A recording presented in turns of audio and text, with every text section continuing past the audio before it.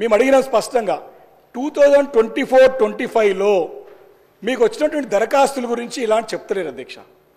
ఈ ఏరు నాకు తెలిసి మేము కూడా అందరం కూడా ప్రతి తెలంగాణ ప్రాంతంలో ఉన్నటువంటి అందరూ కూడా పేద మధ్యతరగతిలో ఉన్నటువంటి బడుగులు బలహీన వర్గాలతో పాటు అగ్రవర్ణాల్లో ఉన్నటువంటి పేద విద్యార్థులు దీనికి ఆన్లైన్లో దరఖాస్తు పెట్టుకున్నారు.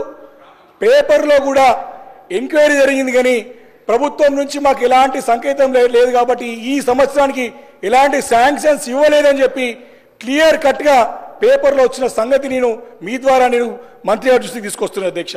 అయితే ఈ స్కీమ్ని ఉంచుతారా, కంటిన్యూ చేస్తారా లేదా అని ఎత్తేస్తారా, దీనికి స్పష్టంగా సమాధానం చెప్పాలని చెప్పేసి మంత్రి గారు కోరుతాను అధ్యక్ష.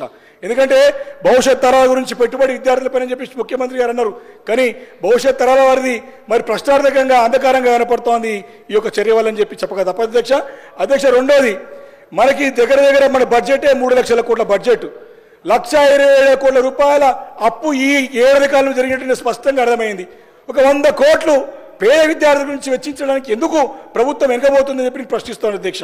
ఈ నిర్లక్ష్య వైఖరికి కారణం ఏందో చెప్పాల్సిగా నేను మంత్రి గారికి కోరుతాను అధ్యక్ష స్పష్టంగా. అధ్యక్ష, మీరు ఓవర్సీస్ స్కాలర్షిప్ గురించి అడుగుతున్నాను. ఓవర్సీస్ స్కాలర్షిప్ లో మీరు ఇచ్చినట్టు మేనిఫెస్టోలో ఈ పేద మధ్యతరగతి అన్ని వర్గాల ప్రజలకు అధ్యక్ష, ఎస్సీ ఎస్టీ బీసీ మైనార్టీలో ఉన్నటువంటి అగ్రవర్ణాల పిల్లలందరూ కూడా 20 లక్షల నుంచి 25 లక్షల రూపాయలు చేస్తా అని చెప్పేసి మాట ఇచ్చి ఇప్పటి వరకు దానికి ఊసలేదు అధ్యక్ష. కొత్త 5 లక్షలు ఎక్కువ, కానీ కొండ నాలుగకి మంది వేస్తే ఉన్న 4 కోట్లు పోయినట్టు ఉన్న సంవత్సరానికి స్కీమ్ పైసలు లేవు అధ్యక్ష, ఉన్న పైసలు రాలే, ఇంకా దానికి సమాధానం చెప్పాలి అధ్యక్ష. అధ్యక్ష, రెండోది, 1098 మంది అసలు ఎత్తివేత గురించే లేనప్పుడు ఈ క్వశ్చన్లను ఎందుకు ఉత్పన్నమైతాయి? మీ గవర్నమెంట్లో మీరు పెండింగ్ పెట్టినాయి, మేము పే చేసినాం 244 కోట్ల రూపాయలు.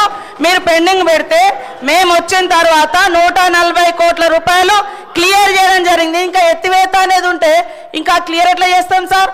ఇంకా ఉంచరా అంటే అన్ని ఆల్ డిపార్ట్మెంట్స్కి సంబంధించి కాబట్టి మాకు కొన్ని ప్రాసెస్ చేస్తూ ఉన్నారు, ఇంకా కొన్ని నిబంధనలు పెట్టి తీసుకొస్తారు.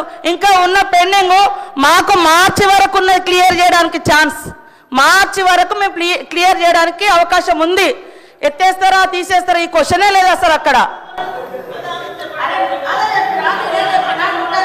పెండింగ్ ఉందని చెప్పిన 104 కోట్లు పెండింగ్ ఉంది, 140 కోట్లు క్లియర్ చేసినాం.